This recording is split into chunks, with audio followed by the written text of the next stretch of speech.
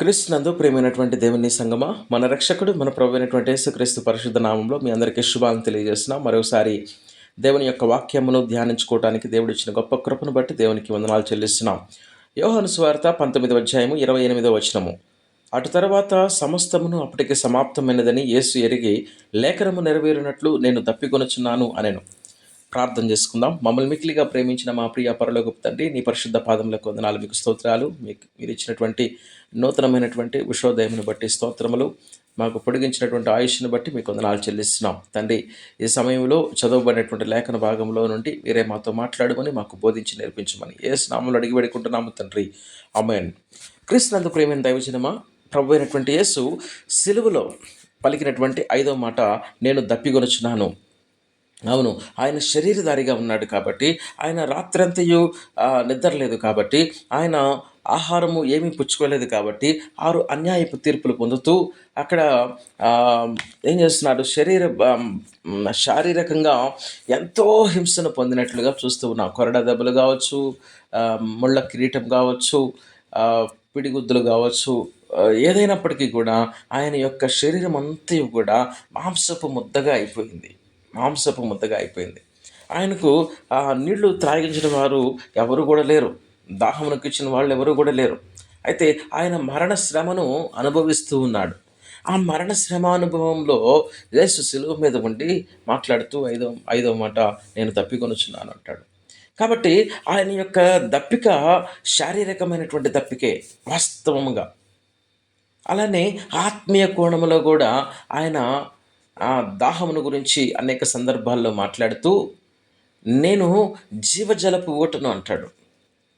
యోహాను సువార్త 4వ అధ్యాయాన్ని మనం గనక పరిశీలన గనక చేస్తే, 4వ అధ్యాయంలో 13వ వచనం, 10వ వచనం, యేసు అంటున్నాడు, నీవు దేవుని వరమును నాకు దాహమునకిమ్మని నిన్ను అడుగుచున్న వాడెవడో అదియు ఎరిగి ఉంటే నీవు ఆయనను అడుగుతువు, ఆయన నీకు జీవజలమిచ్చును. 13వ వచనం, అందుకు యేసు, ఏ నీళ్లు త్రాగు ప్రతివాడును మరలా దప్పికొంటాడు, నేనిచ్చు నీళ్లు త్రాగు వాడెప్పుడునూ దప్పికొనడు. నేను వానికిచ్చు నీళ్లు నిత్య జీవమునకై వానిలో ఊరడి నీటి బుగ్గగా ఉండును. ఈ సందర్భం మనకు తెలుసు. యాకోబు తన కుమారుని నేసేపుకు ఇచ్చినటువంటి భూమి దగ్గర సమరయ అనేటువంటి దానిలో ఒక సుకార్ అనేటువంటి ఊరికి యేసు ప్రభు వచ్చాడు. సమరయ ప్రాంతంలో వెళ్తున్నప్పుడు ఆ సమరయ పట్టణంలో ఆయన ఆ బావి దగ్గరకు వచ్చి అక్కడ ఉంటున్నాడు. సమరయ ఒక స్త్రీ ఉంది. ఆ స్త్రీతో మాట్లాడినటువంటి ఆ కాన్వర్జేషన్ అంతా కూడా మనకు తెలుసు. కాబట్టి దాహమునకి ఇమ్మని అడిగాడు.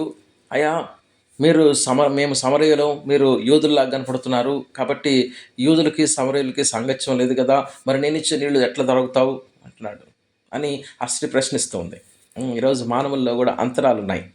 ఈరోజు నీళ్లు ఇవ్వమంటే ఎడం చేత్తో ఇచ్చేటువంటి దేశాలు కొన్ని ఉన్నాయి, ఎడం చేత్తో ఇచ్చేటువంటి ప్రాంతాలు కొన్ని ఉన్నాయి.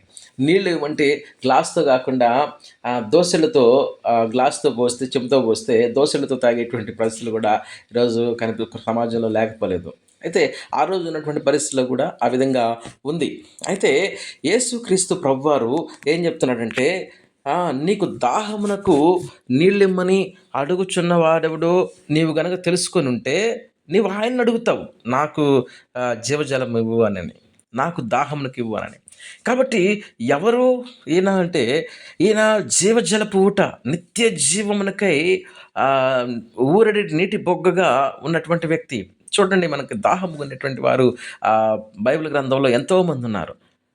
చూస్తే హాగరు తన పిల్లవాడిని తీసుకొని అరణ్యంలోనికి వెళ్ళిపోయింది. అరణ్యంలో నీళ్లు దొరకనందున ఆ పిల్లవాడికి చచ్చిపోతాడు. ఆ పిల్లవాడిని నేను ఏడుపు వినలేనని ఏం చేస్తుంది, ఆ పిల్లవాడిని ఒక పొద కింద పడేసి కొంచెం దూరంగా వెళ్ళి ఏడుస్తూ ఉంది.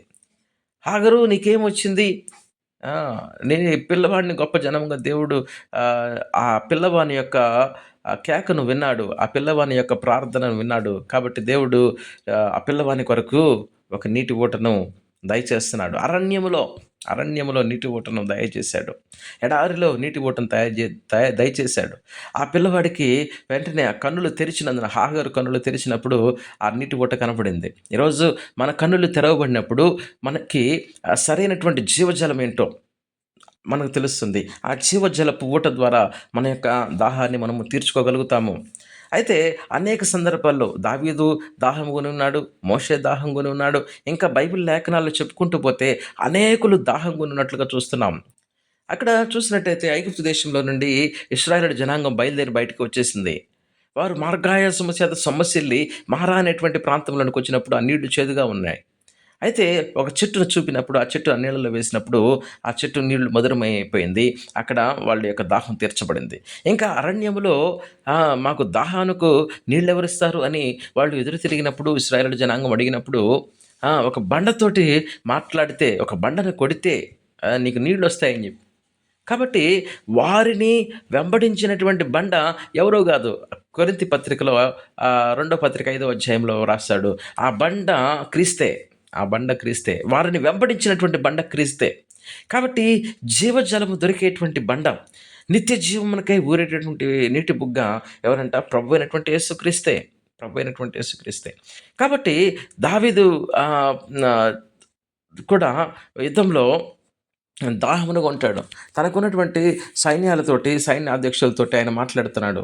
కాబట్టి అక్కడ నీళ్లు, ఆ బావి నీళ్లు ఎవరైతే నాకు తెస్తారో వాళ్ళు ప్రధానులుగా ఉంటారని చెప్పినప్పుడు, వారు అక్కడ ఉన్నటువంటి సైన్యంలో పెద్దలు ఏం చేస్తారు?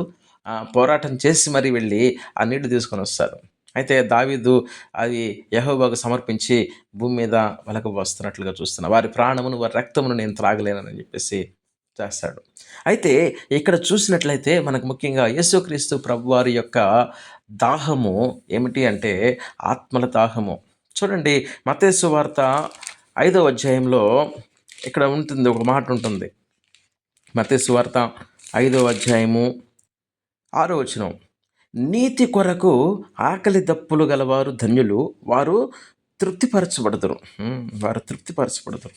కాబట్టి నీతి కొరకు ఆకలి దప్పులు కలిగి ఉండాలి. కాబట్టి యేసుక్రీస్తు ప్రభువారు మరొక సందర్భంలో అంటాడు, మీకు తెలియని ఆహారం నాకు వేరొకటి ఉంది. నా తండ్రి చిత్తము నెరవేర్చటమే నాకు ఆహారమై ఉంది. నా తండ్రి చిత్తము. తండ్రి చిత్తం ఏంటంటే నిన్ను, నన్ను దేవుని యొక్క రాజ్యంలో చూడాలని, నీవు నేను మారు మనసు రక్షణ పొందుకోవాలని, సువార్తను నమ్మాలని, ప్రభువుని అంగీకరించాలని, బ్రతుకు మార్చుకోవాలని, దేవునికి ఇష్టంగా బ్రతకాలని, దేవునికి దగ్గరగా బ్రతకాలని, అది దేవుని చిత్తము. దేవుని చిత్తము. కాబట్టి దేవుని చిత్తమును నెరవేర్చుట నాకు ఆహారం అంటాడు ప్రభువు. ఈరోజు మనం కూడా దాహంగానే ఉంటున్నాం. మంచిదే, శారీరక దాహము, శారీరకమైనటువంటి ఆకలి కలిగి ఉంటాం, అవి తీర్చుకుంటాం, మంచిదే. మరి ఆత్మీయమైనటువంటి దాహము కలిగి ఉంటున్నామా? ఆత్మీయమైనటువంటి ఆ యొక్క ఆకలిని కలిగి ఉంటున్నామా? ఏంటి ఆత్మీయమైనటువంటి ఆకలి, ఆత్మీయమైనటువంటి దాహము? ఈరోజు మనం ఏం చేస్తాం? పదవీ దాహము. చాలామందిలో పదవీ దాహము, చాలామందిలో అందంగా కనపడాలనేటువంటి దాహము, చాలామందిలో డబ్బులు బాగా సంపాదించాలనేటువంటి దాహము, ధనదాహం అంటారు. ఇట్లా చూసుకుంటూ పోతే ఈరోజు మానవుడు కలిగి ఉండవలసినటువంటి దాహాన్ని కలిగి ఉండకుండా అవసరం లేనటువంటి వాటి మీద, లోకం మీద ఫోకస్ చేసి ఏదైతే సంపాదించుకుంటున్నామో, కష్టపడాలి, సంపాదించాలి, కుటుంబాన్ని పోషించుకోవాలి, నీ జీవనం కొనసాగాలి, అంతవరకు బాగానే ఉంది. కానీ ఏం చేస్తున్నామంటే ఒక దశ దాటిపోయిన తర్వాత పదవి వ్యామోహము, అనవసరమైనటువంటి వాటిని ఏం చేస్తామంటే అవి మనకు దాహంగా, తృష్ణగా, కోరికగా తీసుకోవడానికి ప్రయత్నం చేస్తూ ఉంటాం. ఈరోజు ఏ అంశాల్లో మనము దేవునికి ఆయాసకరమైనటువంటి దాహాలు కలిగి ఉన్నామో ఆ దాహాన్ని వదిలిపెడితే దేవుడు ఏం చేస్తానంటున్నాడు? నిన్నే ఒక నీటి బుగ్గగా చేస్తానంటున్నాడు.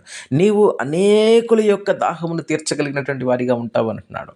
కాబట్టి ప్రియమైన దైవజనమా, యేసుక్రీస్తు ప్రభువారికి ఉన్నటువంటి ఆ యొక్క దాహము ఆత్మీయమైనటువంటి దాహము. అందుకని యేసుక్రీస్తు ప్రభువారు చనిపోతూ కూడా సిలువలో మరి ఒక దొంగను పరలోకానికి తీసుకుని వెళ్ళిపోయాడు. మారు మనసు పొందినటువంటి దొంగను, తన దగ్గరికి వచ్చినటువంటి వాడిని. కాబట్టి ఈరోజు నీకు నాకు ఉన్నటువంటి పరిస్థితులను బట్టి మనం ఎట్లాంటి దాహాన్ని కలిగి ఉంటున్నాం? క్రీస్తు కొరకు మనము ఒక్క ఆత్మనైనా సంపాదించగలిగి ఉన్నామా? ఆయన ఆకలిని తీర్చగలిగి ఉంటున్నామా? అసలు ఆ దాహాన్ని కలిగి, ఆ ఫలాలు కలిగినటువంటి ఆలోచనలు కలిగినటువంటి వారంగా మనం ఉంటున్నామా అనేటువంటి విషయాన్ని ఈరోజు ఆలోచించాలి ప్రియమైన దైవజనమా. కాబట్టి యేసుక్రీస్తు ప్రభువారు కలిగినటువంటి దాహమును సమరయ స్త్రీ నెరవేర్చింది, సమరయ స్త్రీ తీర్చింది. ఎలా? అక్కడ వాస్తవంగా కుండను విడిచిపెట్టి వెళ్ళిపోయింది ప్రభువుని ఆగమని చెప్పి. ఆ కుండను పగలగొట్టి అని అంటారు చాలామంది. కుండను విడిచిపెట్టి వదిలిపెట్టి ప్రభు నీళ్లు త్రాగాలి కాబట్టి ఆ కుండను విడిచిపెట్టి వెళ్ళిపోయింది.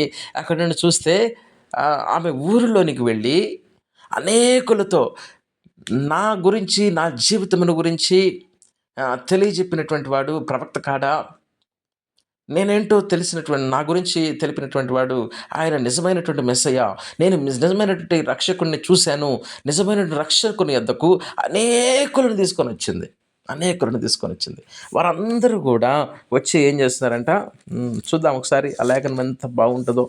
యోహాను సువార్త 4వ అధ్యాయంలో 4వ అధ్యాయము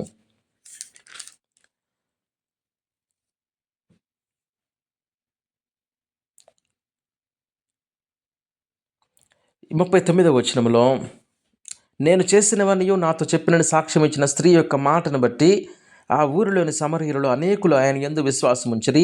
ఆ సమరయులు ఆయన యొద్దకు వచ్చి తమ యొద్ద ఉండుమని ఆయనను వేడుకొనిరి కనుక ఆయన అక్కడ 2 దినములు ఉండెను. 41వ వచనంలో చూడండి, ఆయన మాటలు వినినందున ఇంకా అనేకులు నమ్మి ఆ స్త్రీని చూచి, ఇక మీదట నీవు చెప్పిన మాటను బట్టి కాక మా మట్టుకు మేము విని ఈయన నిజముగా లోకరక్షకుడని తెలుసుకుని నమ్ముకొనుచున్నామండి. కాబట్టి ఈరోజు యేసుక్రీస్తు ప్రభువారి యొక్క దాహము, యేసుక్రీస్తు ప్రభువారి యొక్క ఆకలి ఏమిటి అంటే ఆధ్యాత్మికమైనటువంటి దాహము. ఆ దాహమును తీర్చగలిగింది ఏ విధంగా తీర్చగలుగుతామంటే, ముందు మనం మారు మనసు పొందడం, ముందు మనం రక్షణ పొందడం, మనలోనికి ఆ యొక్క జీవజలం వచ్చినప్పుడు, మన యొక్క దప్పి తీర్చబడినప్పుడు, మన యొక్క ఆకలి తీర్చబడినప్పుడు మనం ఏం చేస్తామంటే అనేకులను ప్రభు దగ్గరికి నడిపిస్తాం. కాబట్టి ఈరోజు ప్రభువును పొందుకున్నటువంటి నీవు నేను, ప్రభువును పొందుకున్నటువంటి సమరయ స్త్రీ ఊరికి కూర్చోలేదు.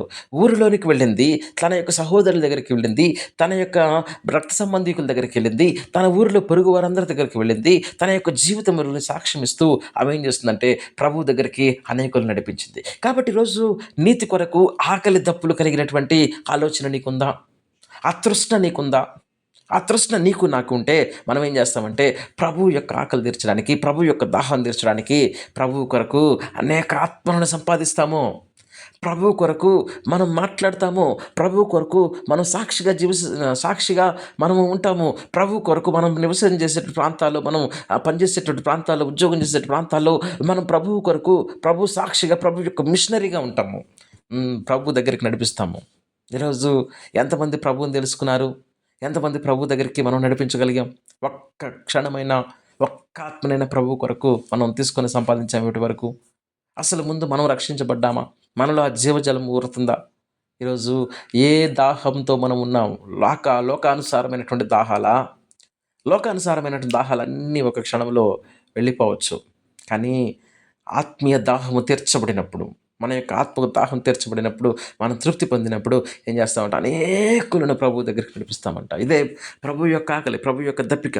కాబట్టి ప్రియమైన దైవజనం, ఈ వాక్యం వింటున్నటువంటి దేవుని యొక్క ప్రియమైన జనాంగమా, ఈ మాటలు మన కొరకే మాట్లాడుతున్నాడు ప్రభువు. కాబట్టి ప్రభు దగ్గరికి రాగలుగుతామా? ప్రభు దగ్గరికి వచ్చి ప్రభు దగ్గర మన పాపాలు ఒప్పుకొని మనం అనేకులకు సాక్షిగా ఉండి ప్రభు యొక్క ఆకలిని, ఆయన యొక్క దప్పికను తీర్చేటువంటి వారముగా మనము ఉందుముగాక. ప్రార్థన చేసుకుందాం. మమ్మల్ని మికిలిగా ప్రేమించిన మా ప్రియ పరలోకపు తండ్రి, నీ పరిశుద్ధ పాదములకు వందనాలు, మీకు స్తోత్రాలు తండ్రి. ఇచ్చినటువంటి యొక్క శ్రేష్టమైన మాటలు మా హృదయాలను నీరుకట్టి ఫలింపు చేయమని యేసు నామములో అడిగి వేడుకుంటున్నాం తండ్రి. ఆమేన్. God bless you all. Good morning. Praise the Lord. Have a nice day.